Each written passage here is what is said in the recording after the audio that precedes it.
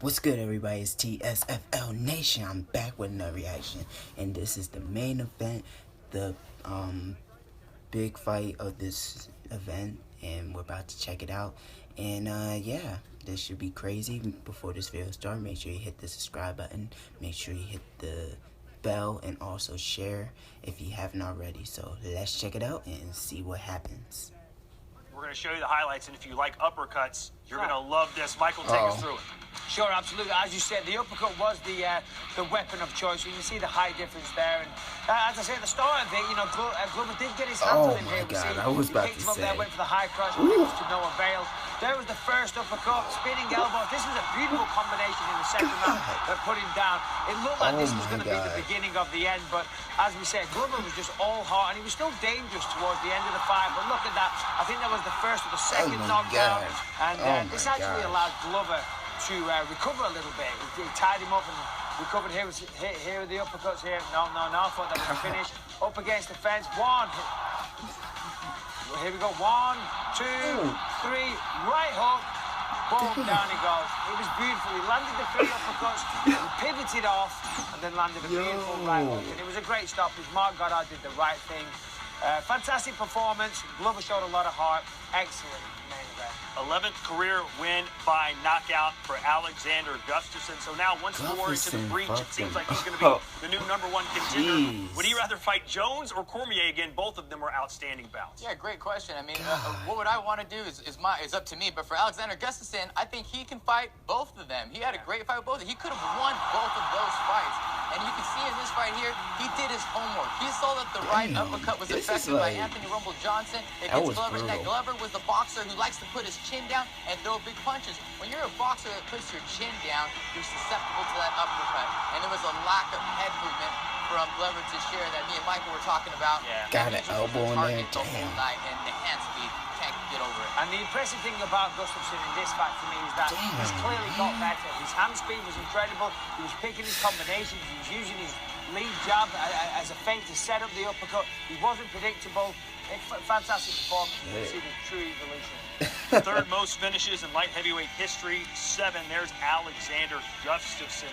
And how about the toughness, though, of his opponent tonight? I mean, outstanding stuff. Glover Teixeira got knocked out in just seconds by Anthony Johnson. And usually when a fighter's 36, 37 years old, once you get caught like that, your chin's gone. But he had an iron chin tonight. Yeah, Glover's been around for a long time, and I think, to be honest, at the start of his career, maybe he wouldn't have got put away the way he did tonight. But listen, you know, he's been around for a long time. He's taken a lot of shots. Anthony Johnson, you know, possibly took some shelf life off his career, but still, he was a tough test for Alexander Gustafsson tonight. And we see here all those combinations from Gustafsson is what I don't know how he didn't get knocked out earlier.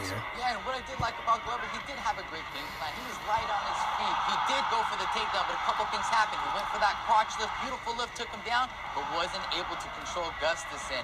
And he was able to cut him off, stay light on his feet, but he got peppered and took too much damage, and eventually was in the quicksand. And you can just see him getting slower, and then you can see Gustafsson getting more loose and putting punches together. And I love how Gustafsson got the angle and finished it here. I wish we saw more of that, opposed to the turning the back and running away. Turn the back for a second, turn around, get the angle, and land counters that way. I hope he makes that improvement in his future fights. Everything else is perfect. Can he afford to do that against, say, a John Jones, turn and run away constantly like that? You know, that's a very good question as well. I don't know if he can pull that off. I wish the cage was a little bit smaller. I wish that was unacceptable to be able to do that. The cage allows you to be able to run away. If we were in a square boxing ring, I think he'd be cornered a little bit more. But I'd like to see Gustafsson turn that angle against any opponent and fire off afterwards. You know, Gustafsson tonight had a flawless performance. Other than that, I mean, I'm a fan of Gustafsson. I love watching him fight. I always do. But every time he did that, it really, really turned me off. Now, as I say, flawless performance. He looked incredible. He looked like he got better. But look at this. Every time your opponent comes at you with some firefight, you've got to use footwork. You've got to use angles. You can't turn your back and run away. So for me, that was the only negative. Quite a big negative, but it doesn't matter.